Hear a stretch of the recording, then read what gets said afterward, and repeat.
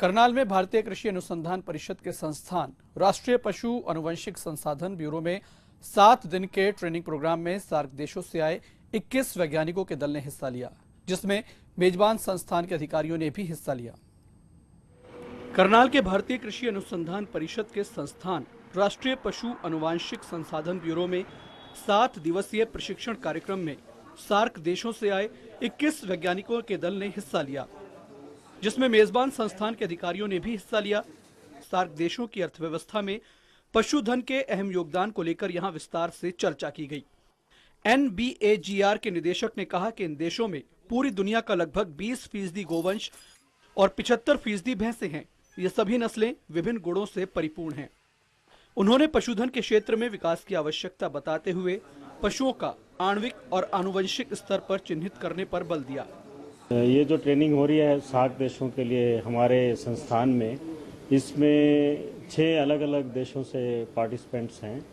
बांग्लादेश, श्रीलंका, मालदीव्स, नेपाल, पाकिस्तान और भारत से आए हुए हमारे प्रतिनिधि हैं, जो कि अलग अलग विषयों पर काम कर रहे हैं।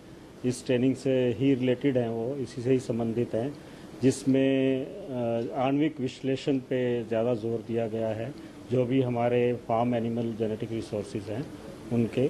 और इसमें ज़्यादातर हमारा प्रैक्टिकल ओरिएंटेड है ये कोर्स, जिसमें सभी ट्रेनीज को लैब में जाकर ये प्रशिक्षण दिया जा रहा है, ताकि इसको ये लोग यहाँ से जाने के बाद अपने कंट्री के जो पशुधन है उनके गुण निर्धारण में इसका प्रयोग करें।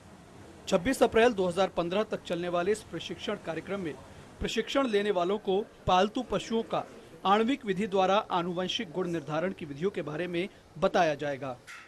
हर देश में जो हमारे देसी जानवर हैं उनका गुण निर्धारण पे ज़्यादा जोर दिया गया है इस ट्रेनिंग में, क्योंकि ये करके हम बता सकते हैं कि हमारे देसी नस्लों में क्या गुण हैं जिनको हमें संरक्षण की ज़रूरत है, उसके लिए हमें क्या रणनीति होनी चाहिए और हम किस नस्ल को पहले संरक्षण की आवश्यकता है। इस तरह का कार्य हम इस ट्रेनिंग में इनको बता रहे हैं। मेन उद्देश्य ये है कि जैसे हमारा जो संस्थान है और हमारा जो देश है इस आणविक विश्लेषण में बहुत आगे है, और हम चाहते हैं कि हमारे पास जो ज्ञान है, जो नॉलेज है, उसको हम दूसरे सार्क देशों के साथ शेयर करें, ताकि उनको भी इसका फायदा हो। वैज्ञानिक सार्क सम्मेलन में बांग्लादेश, पाकिस्तान और मालदीव से 2-2, नेपाल और श्रीलंका से 3-3 और भारत से 4 प्रतिभागियों ने हिस्सा लिया। यह कार्यक्रम सार्क एग्रीकल्चर सेंटर ढाका के सहयोग से आयोजित किया गया है।